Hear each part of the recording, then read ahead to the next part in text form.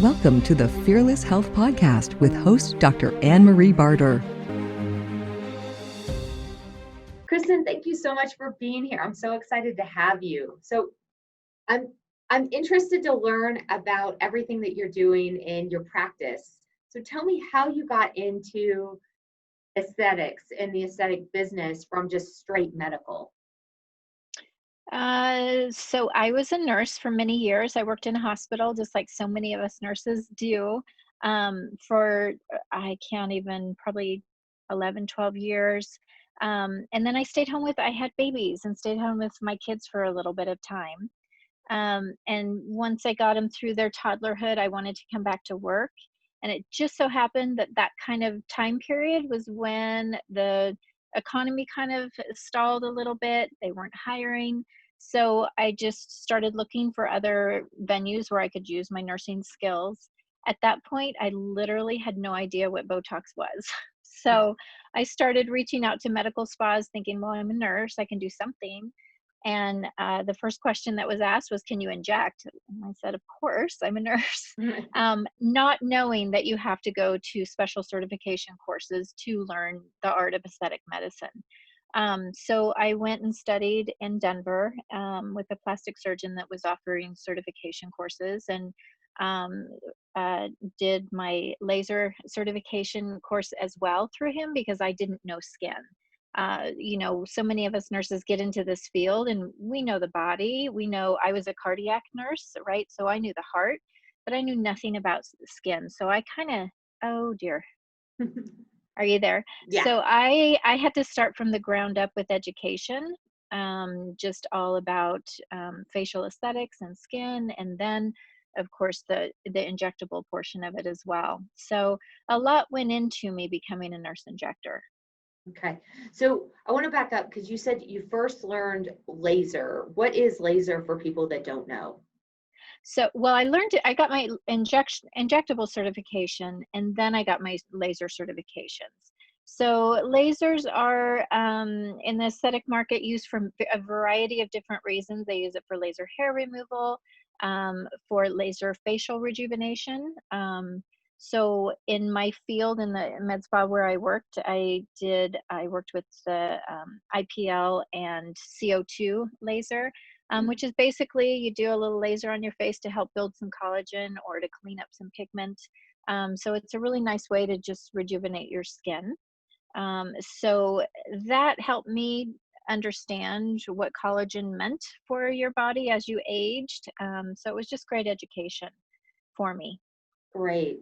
And just so people that understand, the hyperpigmentation is what you're talking about. So the redness on their face that they're experiencing that they don't generally like. Is that what you mean when you say reds and browns? So Okay. when we're younger, some people have reds, that kind of red tone or that vascularization. But as we age, we also kick out pigment, or melanocyte, that cell that creates pigment in our skin. As we age, it's damaged through a variety of reasons, and mostly sun damage. And so those melanocytes just kind of kick out pigment as we get older and older. So you see, if you look at a very elderly person, you're going to see all these brown spots on their face. So we now preventatively can treat those browns by kind of lifting that pigment by process of laser treatments or chemical peel or good products on your skin. So that's what I mean. That's great. And I wanted to do this interview on injectables. I've had a couple patients actually come to me, and they're pretty young, and they asked me about Botox and preventatively doing Botox, but they're not really interested in doing Botox. They wanted to know, is it safe? Are there side effects of that? Or is there something better that they could do or different? And so that's really why I wanted to bring you on, is to explain what is really going on in the injectable market today and what people are doing, and just talk about all these things that are concerns for people. So what do you inject for starters? I inject everything. Okay. Okay. So there are, let's talk Botox for a minute. Botox is a neurotoxin, or I like to call it a neuromodulator, because neurotoxin is a pretty harsh form or word, really. Neuromodulator is a product that you inject into the muscle, that stops that muscle movement or relaxes it or softens it, so that when you try to frown, you can frown either softer or not at all. There are several different neuromodulators on the market today. Botox is the very first one from many, many years ago. So that's why everybody just says, I'm going to get my Botox, even though they might be using other products. There are 4 neuromodulators on the market: Botox, Xeomin, Jeuveau, and Dysport. And I use all 4 of them. They all have their place. Jeuveau is the newest, just FDA approved this year, so I'm kind of finding my way with that one. But all of them work beautifully, and all of them they're a protein that literally you inject into the body or into the muscle, like I said, to relax it. They are all formulated a little differently. So no matter what, all of them are very safe. They are FDA approved for medical uses, not just aesthetic uses. So if you're treating a person for migraines or hyperhidrosis, sweating in the under the armpits, there's so many different ways you can treat medically with high doses of Botox that's FDA approved. And so if it was not a safe product, doctors would not be using it. So that's number one. Number two is that we've been using these products for many, many years. And each product that we have, there's different caveats to how they work. So Botox is the standard product that works beautifully for a large percentage of my clients. They love it because it takes care of all their wrinkles. They can get this nice, shiny, soft appearance. It's beautiful. But I feel like it's a little older medication. There's some newer ones to market that kind of, for some of my clients, kind of fit in a little better. So Dysport is the second one that came to market. It has a mixture of a couple proteins that, for some reason, for some time, my clients that are weightlifters or exercisers or men or really thin women, for some reason, it kind of holds on a little bit longer. And then we've got our 2 newest ones, Xeomin. It came to market 6 or 7 years ago, and Xeomin has changed my world because it is the purest of all the neuromodulators. The scientist who developed it had been studying toxin for a very, very long time, and he knows that the extra proteins, accessory proteins on that protein, the molecule that actually does the job of relaxing muscles, they didn't do anything. So the way that Xeomin was developed was to take all the accessory proteins out of the mix. So really you're getting one pure form of protein. And what that means to all of us out there is that we're injecting less into our body, right? It's just kind of like drinking purified water versus tap water. You're taking in less, and those extra molecules that are in the other neuromodulators develop tell your antibodies to turn on, an immune response, if you will. So you can for one, you can have an immune response, which is okay. It's not going to harm you in any way. But if you have lots of immune responses throughout the year for various reasons, it's going to tax your immune system eventually, right? That's number one. And number two, eventually you can develop antibodies against these products, and they'll stop working. So that's a beautiful one for my younger generation. It is softer. It does not give you the stiff kind of total every wrinkle gone like Botox does, but I think for our newer generation, that's actually perfect. The look, the new thought of what we want our Botox to look like is changing dramatically from the old, I don't want anything moving. Whereas you can see me, I'm moving my muscles, I'm frowning, I'm lifting my brows. I do a soft dose. So that's what's beautiful about Xeomin. And then Jeuveau is brand new to market. It's a pure aesthetic neuromodulator, and it's softer like Xeomin. So I like those two for my younger generation, where we're going to want to use it for preventative medicine. Start softening your muscles now, so 10 years from now, you haven't been creasing on your muscles, getting them stronger, developing stronger lines in your skin. So if someone's developed stronger lines, is it harder to inject? What would be the concern with starting later? Starting later just means I can never make, once you have a static line on your face, I can never make it go away. I Okay. can make you look softer, I can make you look better, but I cannot make a line go away. So my best example is if you have ever watched soap operas. I watched them when I was little with my mom, and I literally every once in a while tune in, and the same people are on these, all of them are the same, and they look the same. So many years ago, I feel like soap opera stars were going over to Europe before it was FDA approved here and getting their Botox done before they created static lines. That makes all the difference in the world. For me in particular, I'm 54 years old. In 2 days, I'll be 54. Well, happy birthday. And thank you. And I really never developed deep static lines like here or in my forehead, my glabellar forehead, because I started this, number one, soon enough. But also I have the genetics. My mom never wrinkled until she was like 70 years old. So I was lucky in that respect. But often people don't come to me until they're 40, 41, 42, when the lines have already started, and they're like, okay, make them go away. And it's much harder. So if you're younger and you've got, you're starting to develop some creases, and you can start putting a little bit of neurotoxin in much, much lower doses, so it's much less expensive. You can actually, it's just preventative medicine for static lines.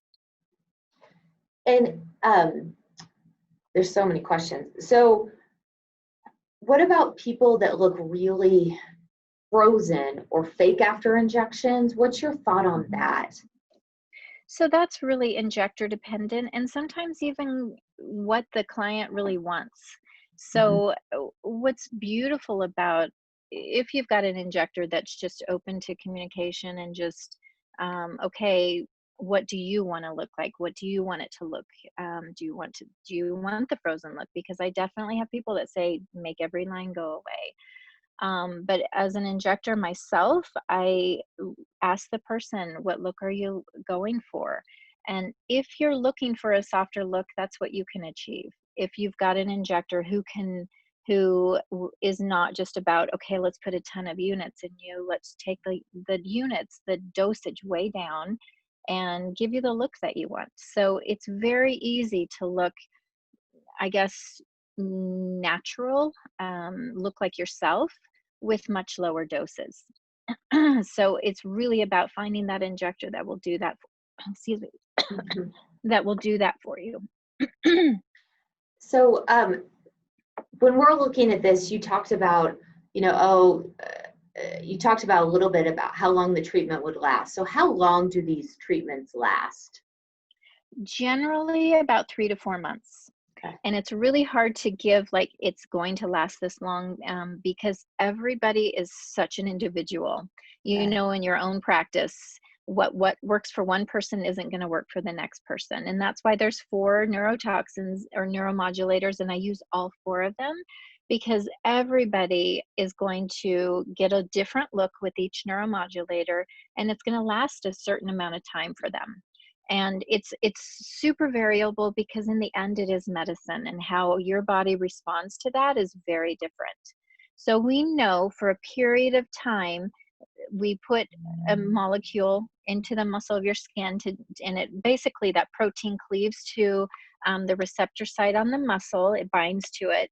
And so basically all it's doing is blocking the communication between your nerve and muscle. That's all it's doing. So this protein is hanging out on this receptor site for about 3 months. However, us individual humans, based on our own metabolism and not our our weight metabolism, but our metabolism in which it's finding dysfunction. So say mine is super fast and I'm constantly looking for dysfunction, and then all of a sudden I look and see this receptor site on this muscle not working. I'm going to slough that away and make a new one. So what that means is, for me, it only lasted maybe a couple months. Whereas somebody else, their metabolism might be a little bit slower, and it may take 3 to 4 months for that receptor site to slough away. And then we take individual circumstance, people who go through surgery, people that undergo a tremendous amount of stress, develop a sleep disorder, change from premenopause to postmenopause, your metabolism shifts again. So there's such a variable with it that if you can understand it's your body making it last a certain amount of time, that takes the stress off of my injector did something wrong. It's just, okay, let's shift it up, maybe up dose a little or shift over to a different neuromodulator. But a quick answer is it's going to be around 3 to 4 months. Okay. Does that make sense? Yeah. In a high metabolizer, do you have any reason why somebody is metabolizing off so quickly? Sometimes it's just because they're weightlifters or they're in the gym for 2 hours every morning. Sometimes it's just because they're men. My men tend to be heavy metabolizers. They need a higher dose and don't last quite a 3-month mark in the beginning until we really relax those muscles. So those are 2 of the biggest reasons. And sometimes you look at somebody and they're tall and super thin and they say, I've never had to diet a day in my life. It's because their metabolisms are super high. So those are the 3 biggies. Okay. That's good. And then I've seen a lot of places offering injections all across the board. And some of them, and I could be wrong on this, but they don't appear to be offered by an MD, a nurse, a surgeon. What's your take on that? I think that for many years, in the medical spa business, estheticians who worked side by side with their medical directors were given the opportunity to learn from their medical directors. So I think for so many years, because gosh, the med spa business has been going for over 15 years now, maybe even 20 now. There was kind of very little regulation with it. And as long as the doctor was okay training this esthetician and covering them with their license, it was okay. Unfortunately, I think that has kind of spiraled into more and more estheticians just kind of picking up and doing it. And I don't know, I don't want to judge any esthetician out there because some of them have been injecting longer than me. But in some instances, when it's not done correctly, it can be a little unsafe for sure.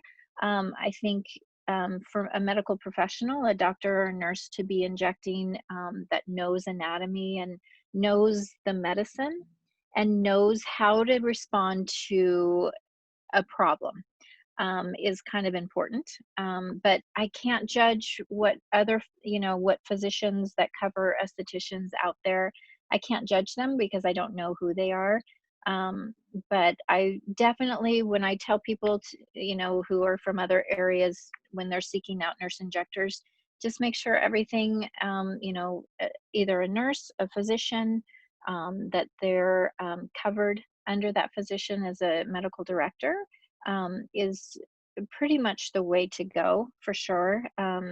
If you go to an esthetician and they can't tell you who their medical director is and there's a standalone practice, you might want to ask a lot more questions.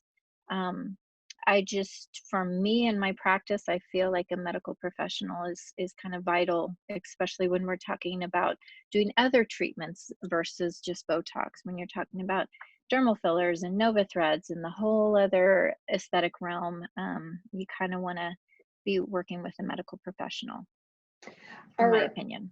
Our derma fillers, they are not Botox. So there's a differentiation there too. Can you also explain that?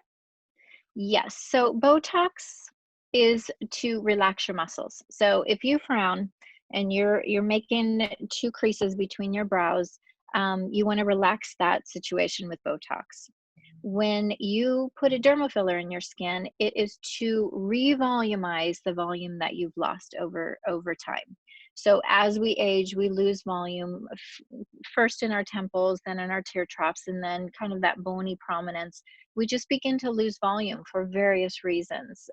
We lose collagen, we lose elastin, we lose bony structure. Our muscles are thinner. So there's very many reasons that we lose volume as we age. So dermal fillers, the original intent was to go in and replace the volume that you've lost. So fill in lines, replace the volume for the bony tissue under the cheek to kind of bring that back up. So those are very different than Botox. There's neurotoxin or Botox, there are dermal fillers, and then there are threads that actually lift tissue. That's kind of the triad of the injectable business. And what are threads? I mean, So I mean, can you explain how this works? Because it's really interesting to see. It's slightly horrifying. PDO threads are actually my most favorite things. Polydioxanone is the substance, a material, very natural material that has been used in surgery for over a decade, FDA approved. It's just a suture that brings tissue back together. So the creators of threads were so ingenious in using that substance that is very well known to the body, and creating a thread that the size of a hair, and putting these little microfilaments on it that kind of nestle into connective tissue.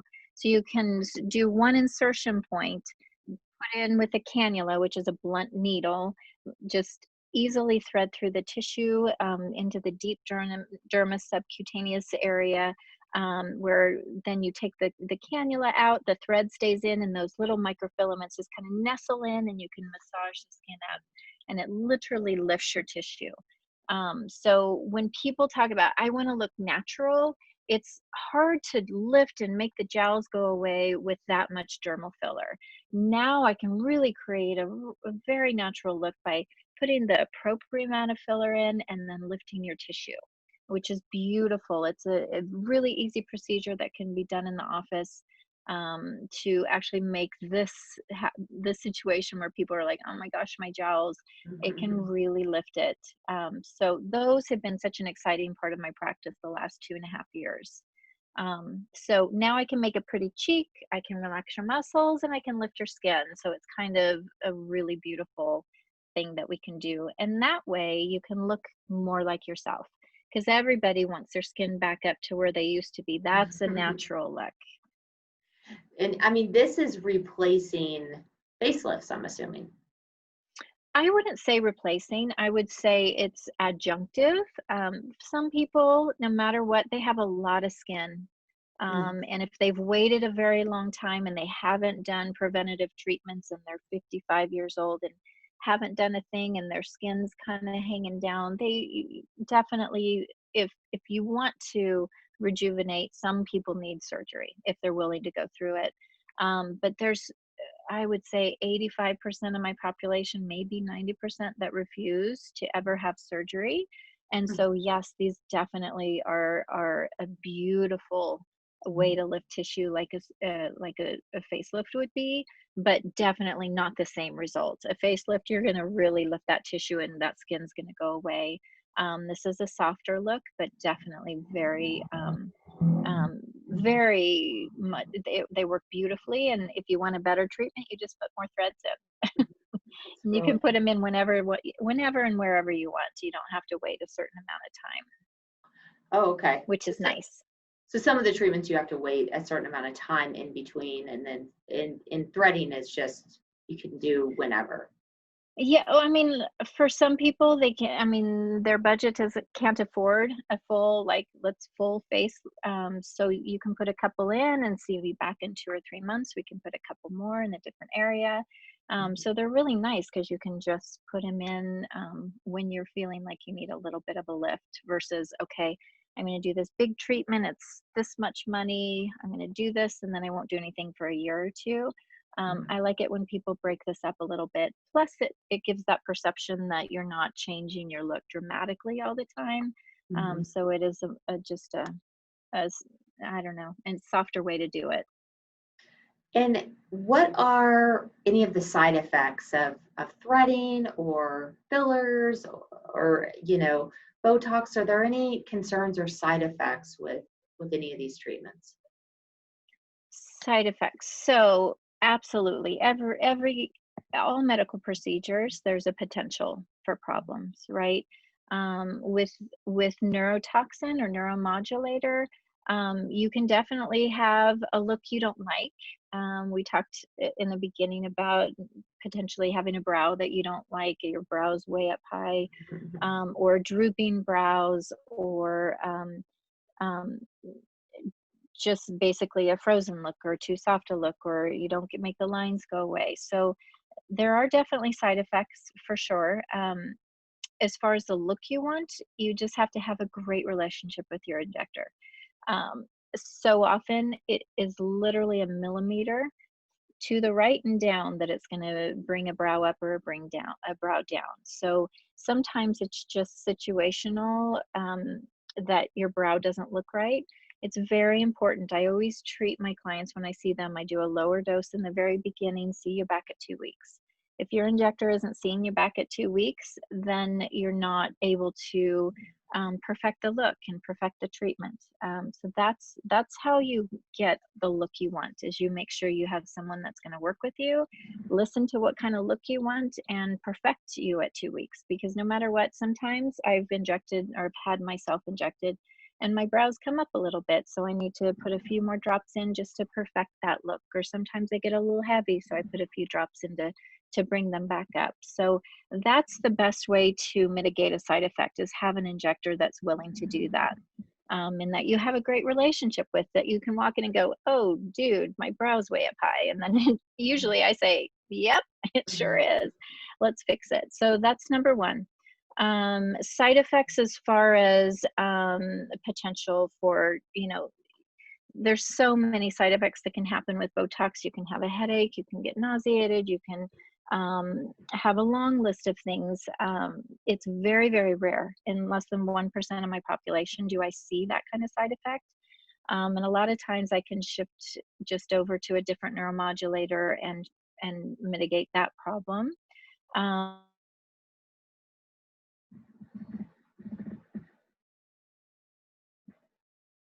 that's where dermal fillers are, when you really want a medical professional. You want someone who knows what they're doing. The biggest one is getting the look you want, not over injecting, looking different than what you wanted to look. And you can have some inflammatory problems. You can have where you can inject into a blood vessel and have vascular compromise. So you can go all the way to, that's a big bad situation. Mhm. All of us injectors, we are very well trained, and we are constantly updating our training. So there's lots of safe ways to inject dermal filler. One of the ways I started doing it when I started injecting was over 10 years ago. About 9 years ago, I learned to use a micro cannula, which is basically a cannula, blunt tip. So it can go over and under a blood vessel much more safely than a needle can. So I keep that risk of vascular occlusion down significantly by using a cannula. So that's one way to mitigate that risk.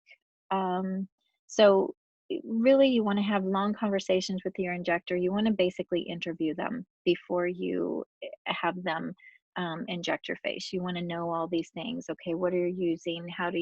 What are you going to do if we have a problem? You can get a lot of information if you're doing that. And then Nova Threads risk, definitely, they are more of a medical procedure. PDO has been around for about 5 years. I use Nova Threads.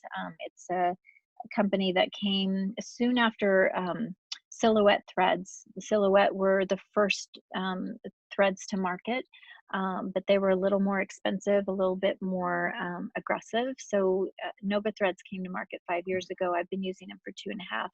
And you definitely need to have a gentle touch. You have to know what you're doing with them.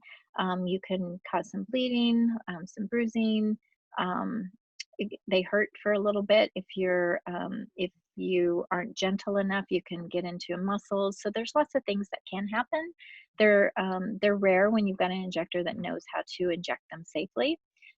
So those are, I think, when I'm using the most of my skill is when I'm putting in the Nova Threads, because you want to have a perfect technique and be super cautious with your patients.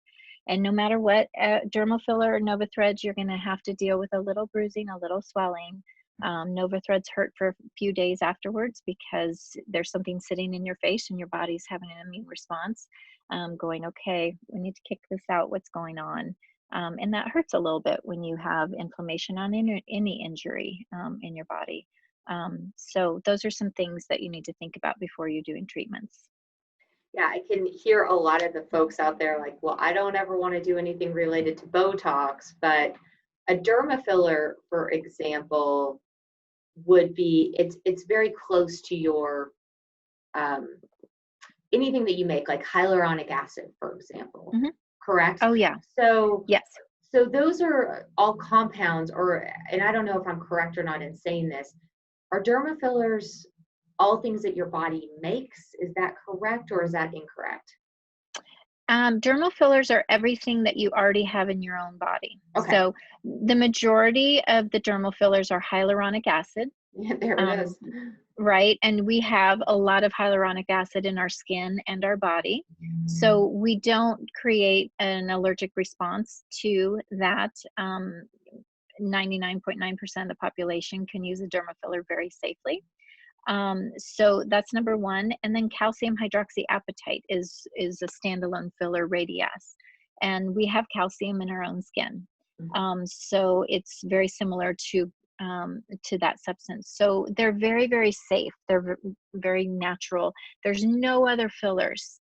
Every dermal filler is not different because it's got other things in there to make it better or make it last longer. They're all just pure HA, bound together, cross-linked or linked differently together to give you a different look.